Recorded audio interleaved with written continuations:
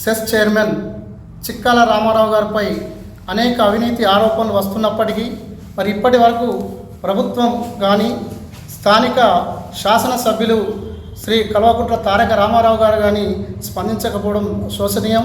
మరి ఈరోజు సిరిసిల్లలో పర్యటిస్తున్నటువంటి కేటీ రామారావు గారు ఈ సెస్పై వస్తున్న అవినీతి కథనాలపై స్పందించి వెంటనే ఈ ఎవరైతే అవినీతికి పాల్పడారో వాళ్ళపై కఠిన చర్యలు తీసుకునేలా చర్యలు తీసుకోవాలని, అలాగే మొన్నటికి మొన్న నేతన్నల దగ్గర 30 లక్షల రూపాయలు వసూలు చేసిరని చెప్పి సెస్ డైరెక్టర్ దారుణం లక్ష్మీనారాయణ గారిపై మరి ఆరోపణలు రావడం జరిగింది.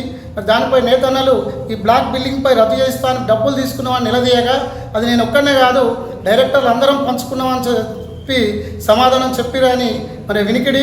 మరి అలాంటి సమాధానం చెప్పిన దారుణం లక్ష్మీనారాయణపై మరి ఇతర డైరెక్టర్లు కూడా స్పందించకపోవడం ఇది నిజంగా అవినీతి జరిగిందనడానికి ఆజ్యం పోస్తుంది. మరి ఇలా సెస్ పాలక వర్గం మరి దండుపాలెం ముఠా లెక్క తయారై సెస్ వినియోగదారులను నిట్టనిలున్న మోసం చేస్తూ ఉన్నది. ఇట్టి ఈ సెస్ భాగవతంపై శాసనసభ్యులు వెంటనే స్పందించాలని చెప్పి మేము డిమాండ్ చేస్తూ ఉన్నాం.